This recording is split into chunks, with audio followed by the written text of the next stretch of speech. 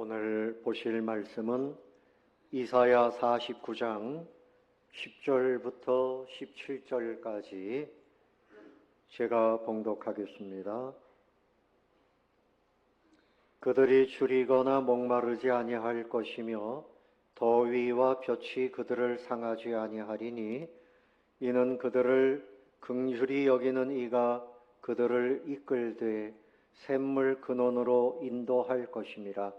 내가 나의 모든 산을 길로 삼고 나의 대로를 도두리니 어떤 사람은 먼 곳에서, 어떤 사람은 북쪽과 서쪽에서, 어떤 사람은 시님 땅에서 오리라. 하늘이여 노래하라, 땅이여 기뻐하라, 산들이여 즐거이 노래하라. 여호와께서 그의 백성을 위로하셨은즉 그의 고난당한 자를 긍휼히 여기실 것임이라. 오직 시온이 이르기를 여호와께서 나를 버리시며 주께서 나를 잊으셨다 하였거니와 여인이 어찌 그 젖먹는 자식을 잊겠으며 자기 태에서 난 아들을 긍휼히 여기지 않겠느냐. 그들은 혹시 잊을지라도 나는 너를 잊지 아니할 것이라. 내가 너를 내 손바닥에 새겼고 너의 성벽이 항상 내 앞에 있나니 네 자녀들은 빨리 걸으며 너를 헐며 너를 황폐하게 하던 자들은 너를 떠나가리라. 아멘. 할렐루야. 성가대 찬양이 있겠습니다.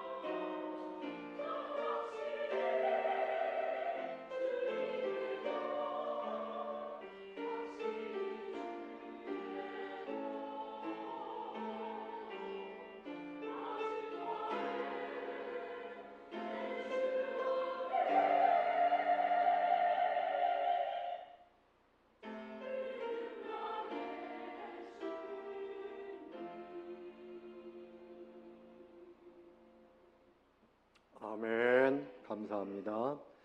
자, 우리 가까이 계신 분들 함께 인사하겠습니다. 반갑습니다.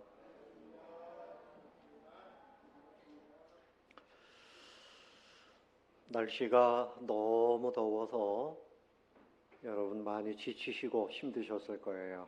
그래도 오늘 하나님께서의 말씀을 통해서 그야말로 생수의 시냇가로 인도해 주시기를 바랍니다. 오늘 말씀의 제목은 이끄시는 은혜, 이끄시는 은혜. 하나님이 우리를 리드해 주시고 또 가이드가 돼 주시고 보호해 주신다. 그런 말씀이 됩니다. 우리 인생이 살면서 크게 세 가지 고통을 겪는 것이 있다 그래요. 첫 번째는 내 인생의 방향을 결정하지 못해서 잘못 방향을 잡아가지고 하나님이 원하시는 방향이 아니고 사단이 원하는 방향, 내 욕심대로 잘못된 인생의 방향을 잡아가지고 그래서 고생하는 인생들이 많습니다. 또 어떤 방향으로 가야 될지 몰라서 당황하는 사람들이 있어요. 분명한 것은 하나님은 우리 인생의 계획을 가지고 계신 분입니다. 그리고 우리의 인생의 방향을 바르게 이끌어 주시는 분이 하나님이십니다. 두 번째 고통은 이 마음에 근심, 걱정, 염려, 갈등, 잘 먹고 입으면서도 마음의 이 고통을 해결하지 못하면 그 인생은 불행한 인생이 되는 거죠. 이것도 하나님이 온전하게 해결해 주십니다. 세 번째는 악한 사단의 역사, 죄악의 역사, 이것과의 싸움에서 실패하는 사람들이 많아요. 하나님은 승리하게 하시는 하나님이십니다. 여러분, 하나님의 인도하심을 사모하시기를 바랍니다. 하나님이 내 인생의 방향을 잡아주시기를 그렇게 소원하고 맡겨드릴 수 있어야 돼요.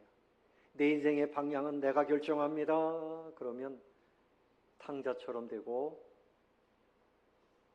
그리고 각자 제 길로 떠나간 그 양들과 같이 범죄하게 돼서 그 죄를 주님이 십자가에서 감당하시지 않습니까? 주님께서 내 인생의 전체를 책임져 주십시오 하는 것이 믿음입니다. 그래서 하나님께서 우리와 함께 해주시면서 도와주신다 그렇게 말씀하세요. 우리를 인도하신다는 말씀은 한말로 표현하면 함께 해주신다. 어떻게 해주신다고요? 함께 해주신다. 모세가 죽고 여호수아가 이스라엘 백성들을 가나안 땅으로 이끌어가야 할 사명이 있습니다. 가나안 땅에 가서 전쟁을 해야 되고 이 200만이나 되는 이 사람들을 이끌어간다는 것이 얼마나 힘들어요. 그 마음이 참 혼란스럽고 두려움이 가득했습니다. 그때 하나님께서 여호수아 1장 5절에 오셔서 하신 말씀이 뭔가 하면 네 평생에 너를 대적할 자가 없다. 내가 모세와 함께 있었던 것 같이 너와 함께 있을 것이라. 내가 너와 함께 할게 너를 떠나지 아니하고 너를 버리지 아니하리니 강하고 담대하라. 이 땅을 약속의 땅을 차지하게 된다. 하나님께서 말씀하시더니 그래서 여호수아는 하나님을 의지하고 말씀대로 순종했더니 가나안 땅을 다 차지하게 됩니다. 하나님은 지금도 여러분과 함께 하기를 기뻐하십니다. 여러분이 하나님을 기뻐하시기를 바랍니다. 나와 함께 하시고 나를 인도해 주시는 하나님을 내가 기뻐하고 따라가야지요. 하나님과 함께 하는 것을 부담스럽게 생각하고 그것이 나에게 기쁨이 아니라고 말하면 오늘 이 설교는 여러분의 말씀이 될 수가 없습니다.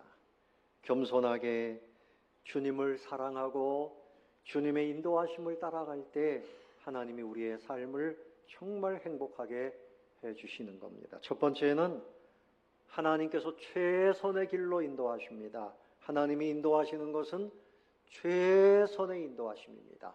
따라해 봅시다. 하나님은 최선의 길로 인도하십니다. 자, 구절을 한번 보세요. 내가 잡혀 있는 자에게 이르기를 나오라 하며 흑암에 있는 자에게 나타나라 하리라. 그들이 길에서 먹겠고 모든 헐벗은 산에도 그들의 풀밭이 있을 것인즉. 10절 그들이 줄이거나 목마르지 아니할 것이며 더위와 볕이 그들을 상하지 아니하리니 이는 그들을 긍휼히 여기시는 이가 그들을 이끌되 샘물 근원으로 인도할 것임이라. 누가 하신 말씀이에요? 하나님께서 하신 말씀입니다. 내가 너희들을 이끌어내겠다. 포로로 바벨론에 잡혀 있지만 내가 너희들을 나오게 할 것이다. 흑암과 같이 슬픔 속에 있지만 너희들 나타난다. 빛 가운데 나타난다. 먹을 것이다. 너희들이 이제 풀밭에 있을 것이고 목마르지 않고 상하지도 않고 샘물 근원으로 인도할 것이라. 누구의 말씀입니까? 하나님의 말씀입니다. 시편 23편 말씀을 생각나게 해요. 여호와는 나의 목자시니 내가 부족함이 없습니다. 그가 나를 푸른 풀밭으로 쉴만한 물가로 인도하십니다. 다윗이 하나님에 대해서 그렇게 이야기했죠. 이스라엘이 광야 40년을 살 때 하나님께서 이들을 이끌어 주셨잖아요. 어느 방향으로 가야 될지 몰라요. 근데 성막 위에 구름 기둥이 딱 머물러 있습니다. 그 낮에는 그늘이 되어지고 밤에는 그 구름 기둥 가운데 불을 두셔가지고 따뜻하게 그 추운 가운데서 그들을 보호하시고, 그것이 성막 위에 머물러 있으면 거기에 다 장막을 치고 사는 겁니다. 그러다가 어느 날 이 구름이 떠올라요. 그럼 다 같이 짐을 싸라. 그래가지고 또 이동을 합니다. 백성들이 어떤 방향으로 갈지 전혀 몰라요. 그 방향을 아시는 분은 누굽니까? 오직 하나님입니다. 그러니까 백성들은 하나님께 전적으로 믿고 하나님께서 구름을 가지고 방향을 인도하시는 대로 그대로 살아갈 수 있었습니다. 여러분의 삶의 방향, 삶의 비전, 여러분의 삶의 목표, 내 꿈, 내 것이라고 먼저 생각하면 안 되죠. 저는 고등학교 때 꿈이 뭐였는가 하면 건축 설계하는 게 제 꿈이었어요. 그래서 예배당을 멋지게 건축을 해서 하나님께 영광을 돌려드리자. 괜찮잖아요? 그런데 그건 제 꿈이었습니다. 하나님께서 저의 가는 길을 열어주시지 않았어요. 그래서 하나님께 기도했습니다. 하나님, 제가 어떤 꿈을 가지고 제가 어떻게 살아야 됩니까? 작정하고 기도할 때 하나님께서 저에게 말씀하셨어요. 내가 너를 복음 사역자로 사용할 것이야. 너 등 뒤에서 내가 너를 도와줄 것이야. 그러니까 그때까지는 제 인생의 길이 열리지 않았어요. 물론 고등학교 졸업하고 뭐 인생이라고 말할 것도 없지만 그렇게 혼란스러웠는데 하나님께서 내가 너를 이끌어 가겠다라고 말씀하시는 대로 제가 하나님의 손을 붙잡으니까 그때부터는 정신이 없어요. 하나님이 저를 막 끌고 가시는데요. 그때부터 지금까지 하나님의 인도하심을 받고 있습니다. 여러분도 하나님이 여러분의 삶을 인도하고 계심을 믿으시기 바랍니다. 아멘. 그리고 특별히 하나님의 인도하심을 구하시기를 바라요. 특별히 이끈다, 샘물 근원으로 인도한다. 그곳에서 참 평안함과 인생의 만족을 누리게 하신다. 하나님은 최선의 자리로 우리를 이끌어 가십니다. 여러분, 대표적인 인물이 야곱입니다. 요즘 새벽에 야곱에 대해서 보고 있는데 그 야곱은 하나님께서 할아버지 그 아브라함, 아버지 이삭 대를 이어서 하나님이 그 주신 언약대로 이스라엘의 큰 민족을 만드시기 위해서 이 야곱을 선택하셨어요. 야곱이 아버지에게 복을 받고 그것을 증오하고 죽이겠다고 나선 형을 피해서 저 하란 땅 밧단 아람으로 도망을 갑니다. 그때 나이가 77세입니다. 야곱이 아직 결혼도 안 했고 총각 20대나 30대겠거니 생각하는데 성경을 보면요. 이 야곱이 130세가 돼서 애굽으로 또 내려갈 때가 있는데 그때 애굽에 가 있던 아들 요셉의 나이가 39살입니다. 그러면 이 야곱이 그 아들 요셉을 몇 세에 낳았어요? 91세에 낳았습니다. 이제 그가 가가지고 결혼생활 하기 위해서 도망자의 삶을 추산해 보면 77세에 도망자가 된 거예요. 77세에 그는 하나님의 복을 받아야 되겠다. 하나님의 복을 가슴에 안고 그것을 누리기 위해서 할아버지의 고향인 하란 땅으로 그곳으로 가게 되는데 광야 루스라고 하는 땅입니다. 아무것도 없어요. 처량합니다. 그에겐 사람도 없고 물질도 없고 정말 처량한 혈혈단신이죠. 나그네입니다.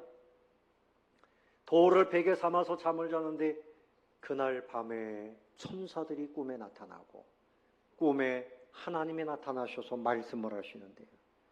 창세기 28장 15절 말씀 어떻게 말씀하십니까? 내가 너와 어떻게 함께 있겠다. 뭐 그러면 되는 거 아닙니까? 하나님이 함께 해주시면 네가 어디로 가든지 너를 지키겠다. 너를 이끌어서 다시 이 땅으로 돌아오게 할 것이다. 이 모든 것을 다 이루기까지 너를 떠나지 아니하리라.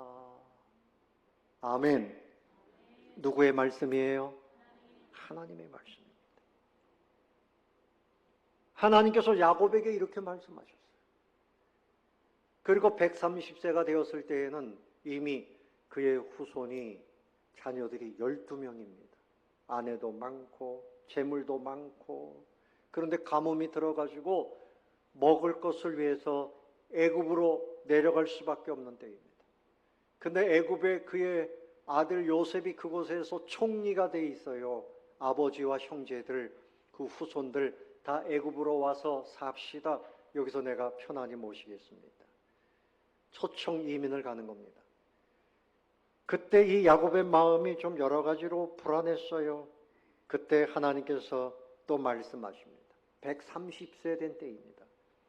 창세기 46장 3절과 4절 말씀에서 하나님이 말씀하십니다. 나는 하나님이라 네 아버지의 하나님이니 애굽으로 내려가기를 두려워하지 말라. 내가 거기서 너로 큰 민족을 이루게 하리라. 내가 너와 함께 애굽으로 내려가겠고 반드시 너를 인도하여 다시 올라올 것이며 요셉이 그의 손으로 네 눈을 감기리라. 그렇게 말씀하셨어요. 그러니까 130세에 애굽으로 내려갔습니다. 그리고 그가 그 땅에서 17년을 살고 하늘나라로 갔습니다. 147세에 죽었습니다. 그의 인생은 하나님의 약속의 축복의 말씀을 받은 때부터 특별히 하나님이 말씀하시면서 이끌어 주시고 인도해 주시고 그래서 그가 이스라엘 12지파의 조상이 됩니다. 사랑하는 성도 여러분, 야곱뿐만이 아닙니다. 예수님을 구주로 믿어 하나님의 보배로운 소유요 자녀된 저와 여러분에게 하나님이 함께 해주시고 인도해 주시고 지켜주시는 것을 믿고 사모하시기를 예수님의 이름으로 축원합니다. 정신없이 자기 인생을 살던 젊은이가 한 50살이 돼서 50살이 돼가지고 정신을 차렸어요. 야, 내 인생이 어떻게 되는 것인가. 그러던 중에 고뇌하던 중에 예수님을 믿게 됐어요. 그리고 예수님을 믿고 그가 고백합니다. 믿음이 내게 들어온 후에 그리스도의 말씀이 영원한 진리임을 알았습니다. 그리고 내 모든 삶을 변했습니다. 삶은 다 변했습니다. 이전에는 바라던 것을 이제는 바라보지 않습니다. 이전에는 선하다고 생각했던 것이 악한 것인 줄을 이제 알게 되었습니다. 내 모든 것이 바뀌었습니다. 바라지 않던 저 천국을 바라보면서 삽니다.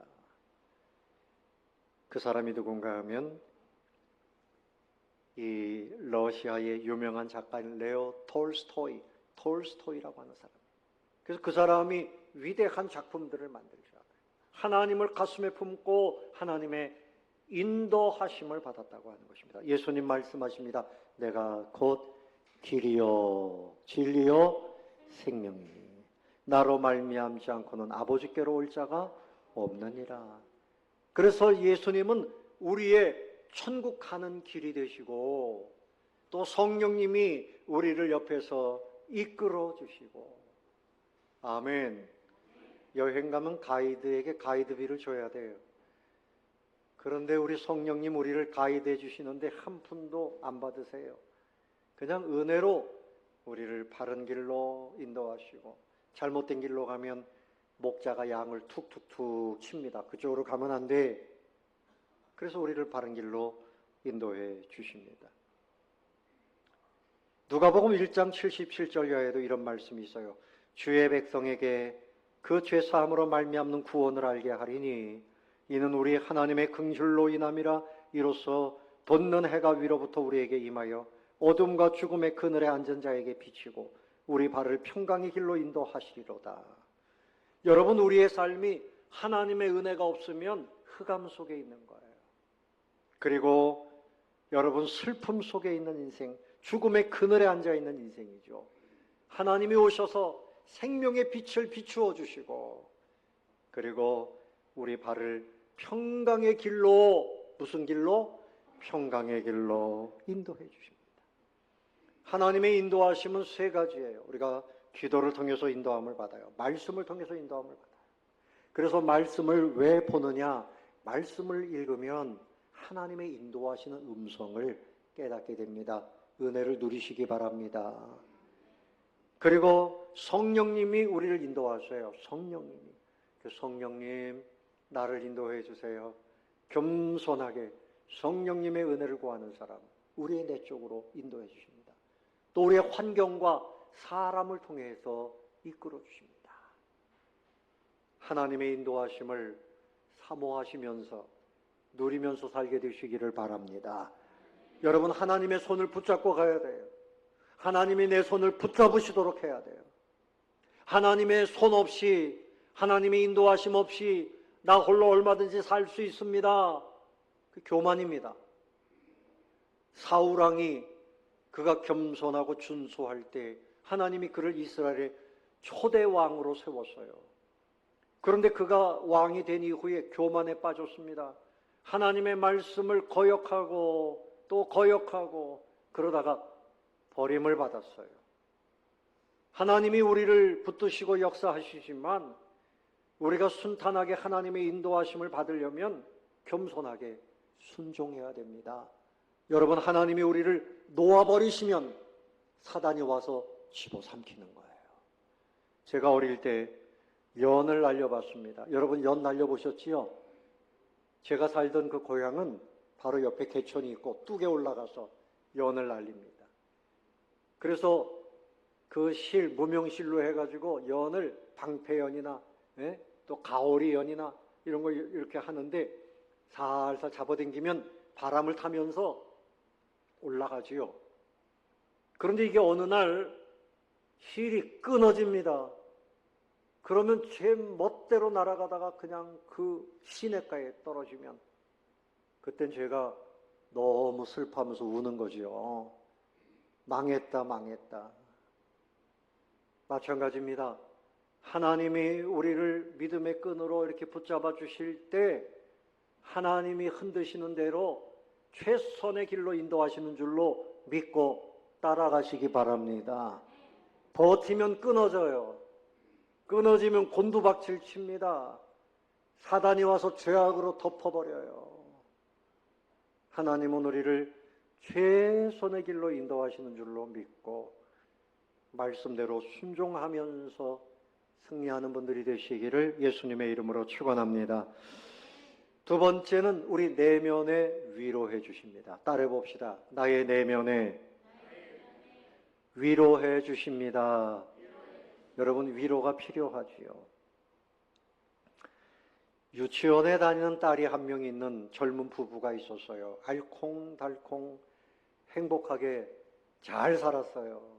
아이가 재롱을 부리면 박수를 쳐주고 얼마나 행복했는지 몰라요. 그런데 웬일입니까? 이 젊은 엄마가 알 수 없는 병에 걸려가지고 그만 세상을 떠났습니다. 그래서 이제 장례식을 치르고 집으로 돌아왔는데 너무너무 허전하지요. 밤이 되니까 이 아이가 방에서 막 울어요. 엄마가 보고 싶다고. 그리고 아빠 무서워요. 막 울어요. 근데 또 한 사람 울고 싶은 사람이 있어요. 누굴까요? 이 아빠지요. 아빠도 아기가 있으니까 울지는 못하고 울음을 참고 그러고 있는 거죠. 아마 여러분도 그런 심정일 때가 많을 거예요. 아빠이기 때문에 참고 엄마이기 때문에 참고 예?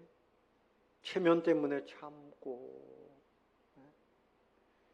제 친구 아버님이 돌아가셨는데 그 어머니가 통곡을 하면서 막 우는 겁니다. 나 혼자 어떻게 살라고 갔냐고 막 우니까 교인들이 에이, 권사님이 너무 슬퍼하네. 아니 권사님이라고 슬퍼하지 않아요? 여러분 울고 싶으면 울어야죠. 그런데 하나님 앞에서 울 때가 있어요. 그래서 이 아빠가 그 아이에게 아빠가 있으니까 무서워하지 마. 그랬더니 이 아이가 아빠 깜깜해도 아빠가 나를 사랑하는 거야? 아빠가 있으니까 난 울지 않아도 돼? 그 말을 들으면서 이 아빠가 깨달았어요. 하나님이 계신데, 하나님이 나를 지켜보고 계시는데 내가 이렇게 너무 슬퍼하고 있었습니다. 그런데 하나님, 내 마음에 눈물이 흘러요. 나를 위로해 주세요. 하나님, 내 슬픔을 하나님이 걷어가 주세요. 그리고 기도를 했다는 것입니다. 여러분 14절 말씀을 한번 보세요. 14절 다 같이 14절 15절 시작. 오직 시온이 이르기를 여호와께서 나를 버리시며 주께서 나를 잊으셨다 하였거니와 여인이 어찌 그 젖먹는 자식을 잊겠으며 자기 태에서 난 아들을 긍휼히 여기지 않겠느냐. 그들은 혹시 잊을지라도 나는 너를 잊지 아니할 것이라. 여기서 시온은 이스라엘 백성들을 말하는데요. 이들이 바벨론의 포로로 잡혀가 있으니까 하나님이 우리를 다 잊어버리셨나 보다. 하나님이 이제는 우리를 버리셨나 보다. 하나님이 우리를 이제는 반겨하시지 않는다. 거절하신다. 우리를 버리셨어. 이렇게 생각한다는 거죠. 여러분 우리 마음에 거절감이라고 하는 것 때문에 두려워해요. 교회 와서도 목사님이 나를 별로 안 좋아하나 봐. 왜 오늘은 손을 안 잡아주지? 근데 그 다음 주에 보니까 또 안 잡아줘. 그러니까 틀림없네. 나를 미워하시나 보다. 저 김 집사님이 나를 싫어하나 봐. 친구가 나를 싫어하나 봐. 이 거절감에 대한 두려움이 있어요. 부모님이 나를 거절하시나 봐. 이 두려움이 있어요. 사람들이 나를 거절하는가 보다. 그래서 사람들에게 잘 보이려고 지나치게 노력을 해요. 또 그것이 안 되면 사람들을 공격합니다. 비난합니다. 또 자기 자신의 열등감을 가지고 쓰러집니다. 이게 마음에 상처가 많다는 얘기죠. 우리 가운데도 다 그런 것이 있지요. 경쟁하기 좋아하고 소유하기 좋아하고 그래서 이걸 해결하려고 먹으러 다니고 또 관광하러 다니고 또 취미생활에 빠지고 그래서 내 마음에 상처를 해결하고 그야말로 이 생수와 같은 샘물, 기쁨의 샘물을 얻지 못한 채 방황하는 인생들이 많이 있어요. 그러나 여러분 기억하십시오. 하나님은 여러분을 사랑하고 있습니다. 하나님은 여러분을 환영하고 있습니다. 옆에 계신 분에게 축복하면서 말씀하세요. 하나님이 당신을 사랑하십니다. 아멘. 하나님이 당신을 사랑하십니다. 아멘. 자, 15절 말씀에 뭐라 그랬어요? 여인이 어찌 그 젖먹는 자식을 잊겠으며 자기 태에서 난 아들을 긍휼히 여기지 않겠느냐. 그들은 혹시 잊을지라도 나는 너를 잊지 아니할 것이라. 자, 어린 아기가, 갓난 아기가 응애, 응애 자다가 막 울어요. 그러면 엄마는 벌떡 일어나가지고 아기한테 갑니다. 뭐 젖을 물리든지 또 기저귀를 갈아주든지. 그렇죠? 그런데 아빠는 어때요? 코 골고 잡니다. 다 그런 건 아니지만. 그래서 여기 어머니를 등장시킨 거예요. 여인이 어찌 그 젖 먹는 자식을 잊겠느냐. 자다가도 일어나서 돌보는 거예요. 여러분, 자녀를 잃어보신 적이 있습니까? 어떤 분은 자녀를 잃어버려가지고 엿장사를 하면서 천국을 누비는 아빠도 있고 어머니도 있고, 그 아기를 잊어버리면 평생 그래서 밥을 먹을 때도 옆에다가 밥그릇을 놓고 숟가락을 놓고 이 아기가 밥은 제대로 먹고 사나 그냥 계속 그런다는 거지요. 근데 부모님들, 특별히 이 어머니들이 그 갓난 아기를 그렇게 사랑하고 그러는데 잊어버릴 리가 없죠. 잊어버릴 리가 없지. 뭐 그런 얘기는 있어요. 옛날에 포대기에다가 아기를 업고 한참 뛰어가다 보니까 포대기만 두르고 있더라고. 아기를 어디다가 잃어버렸는지. 웃음의 소리지만 그럴 리가 있겠습니까? 그런데 하나님은 절대 우리를 잊어버리지 않는다. 하나님은 늘 기억하신다. 아멘. 주무시지도 않고 졸지도 아니하시면서 우리를 늘 지켜보시는 하나님. 우리가 어디에 앉아 있는지, 마음이 어떤지, 우리의 형편을 늘 돌아보시는 하나님이신 것을 여러분 기억하시기를 바랍니다. 그래서 여러분 16절 다 같이 읽어보겠습니다. 16절 시작. 내가 너를 내 손바닥에 새겼고 너의 성벽이 항상 내 앞에 있나니. 우리도 뭔가 중요한 것이 있으면 손바닥에다가 이렇게 쓰잖아요. 잊어버리지 않으려고.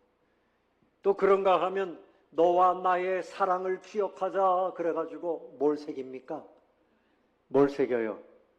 문신을 새겨요. 문신. 팔뚝에도. 그래서 반공포로, 거제도에 포로로 됐다가 풀려났던 인민군 출신의 목사님이 계셨어요. 제가 그 교회에서 전도사로 섬겼는데 팔뚝을 탁 여는데 보니까 여기 반공 문신을 새겨놓은 거예요. 공산당이 싫다는 거지.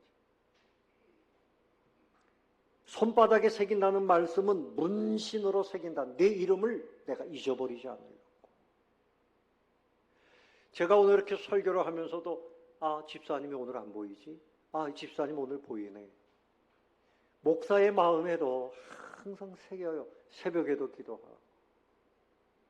틈만 나면 생각을 합니다. 그런데 하나님께서는 아예 손바닥에 여러분의 이름을 문신처럼 새겨놓고 늘 들여다보시고 축복하시고 사랑하시고 그런 하나님이니까.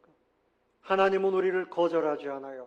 탕자의 비유에서도 탕자가 아버지의 그 재산을 가지고 다 탕진하고 가정의 명예에 먹칠을 하고 그래도 아버지의 사랑을 혹시나 하고 돌아오는데 아버지는 동구 밖에 나가서 벌써부터 늘 기다리고 계신 거죠. 멀리서 오고 있는 그 거지를 다른 사람들은 못 알아보는데 아버지는 벌써 알아보시고 가서 부둥켜 안고 아버지 잘못했어요. 괜찮아. 아무 소리 하지 마라. 내가 살아서 돌아온 것만 해도 나는 너무나 기쁘다.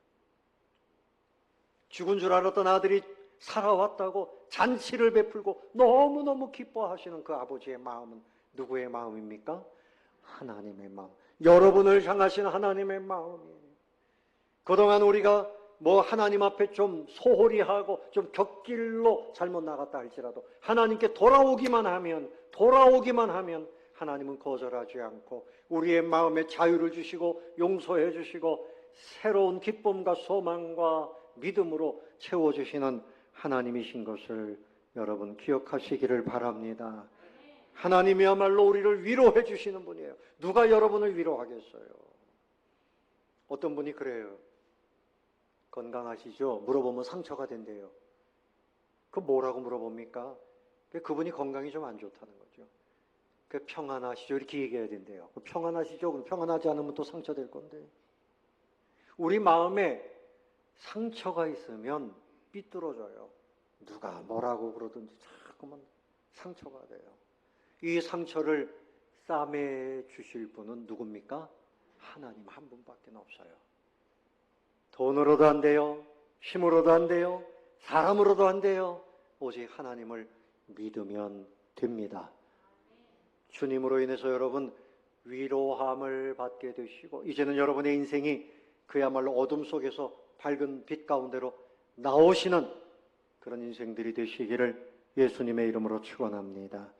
여러분 18절을 보세요. 18절 하반절에 보면 네가 반드시 그 모든 무리를 장식처럼 몸에 차며 그것을 띠기를 누구처럼? 무엇처럼? 신부처럼 할 것이라. 여러분 신부를 신랑 되신 하나님이 모든 좋은 장식으로 다 꾸며서 너희들 마음이나 너희들 삶이나 내가 존귀하게 만들어 줄 것이다. 하나님의 자녀입니다. 하나님 보실 때 우리를 신부처럼 존귀하게 여기신다는 사실을 믿고 사시기를 바랍니다. 세 번째로 하나님이 우리를 어떻게 인도하십니까? 승리하게 하십니다. 따라해 봅시다. 전능하신 하나님께서 승리하게 하십니다. 지금 여러분 여러 곳에서 전쟁이 일어나고 있는데 태국이 캄보디아를 지금 침략했어요. 거기는 뭐 이렇게 국경이 분명하지가 않은데 항상 문제가 있었다 그래요. 근데 태국이 공격을 했는데 캄보디아는 가난합니다. 이 국방비가 태국의 5분의 1도 안 되고 가난해요. 무기도 제대로 없고. 그런데 태국은 이 무기가 좋아요. 그 무기가 어디서 갔는가 하면 대한민국 무기가 거기 수출이 된 거예요. 근데 그 무기가 얼마나 좋은가 하면 그냥 딱 재가지고 쏘면 정확하게 가서 다 파괴하는 거예요. KGGB라고 하는 포탄인데 정밀 포탄이래요. 우리나라 무기가 지금 뭐 미국에서도 두려워한대요. 일본에서도 두려워하고 중국에서도 두려워하고 아직 공개되지 않은 무기들도 많대요. 그런데 얼마나 우리나라 사람들이 기술이 좋고 잘 만드는지 지금 뭐 굉장하답니다. 우리나라가 지금 전 세계에 뭐든 그 순위를 매기는데 6위라 그러니까 일본하고 프랑스에서 난리가 났대요. 대한민국이 어떻게 6위냐고 뭐 항의해봤자 사실이 그런 걸 어떻게 해요.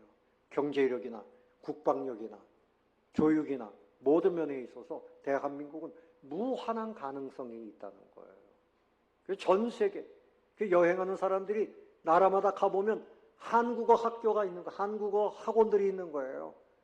한국말들을 너무 잘해요. 드라마 보고 배우고 어학원에서 공부하고 이 대한민국이 지금 대단한 나라 힘이 있습니다. 자, 그런데 제가 무슨 얘기인가 하면요. 란체스터라고 하는 그 영국의 한 사람이 란체스터 법칙을 만들었는데 전쟁에서 이기려고 그러면 적군보다 4배, 5배, 6배 국방력이, 이 전투력이 세야 된다. 또 어떤 사람은 8배가 돼야지 승리할 수 있다. 그런데 여러분, 뭐 미사일이나 핵무기도 있고 말이죠. 그런데 그것으로다가 막 전쟁에서 승리할 수 있지만 그 무기로 이길 수 없는 것이 있어요. 뭔지 아십니까? 죄악입니다. 죄는 핵무기를 갖다가 터뜨려도 없어지지 않아요. 우리의 죄는 어떤 무기로도 해결할 수가 없어요. 그래서 이 죄의 문제를 해결받지 못하면 어디 가는 겁니까? 지옥에 가는 거예요. 그런데 이 죄를 해결하는 최고의 무기는 뭔가 하면 예수님의 보혈입니다. 예수님 십자가의 보혈을 믿는 사람은 회개하고 내가 죄인입니다 고백하고 예수님의 십자가 보혈을 믿는 사람은 어떤 죄든지 다 용서함을 받고 승리하게 되는 줄로 믿으시기를 바랍니다. 사탄으로부터 어떻게 승리하겠어요? 미사일 가지고 사탄을 못 이겨요. 하나님이 사탄을 몰아내면 승리하는 것입니다.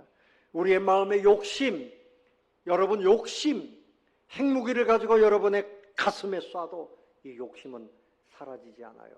흔적도 없이 사라지지만 욕심은 남아요. 우리의 정욕, 우리의 탐욕, 우리의 마음, 이 죄악을 어떻게 이기겠냐고요. 오직 하나님은 이기시는데 넉넉히 해결해 주시는 줄로 믿으시기를 바랍니다. 예수님을 믿다가도요, 낙심하고 시험에 들고 사단이 막 붙들고 끌고 갑니다. 이거 어떻게 이기겠어요? 하나님께 기도해야 됩니다. 하나님이 도와주셔야 됩니다. 하나님이 승리케 하시면 승리할 수 있는 것입니다.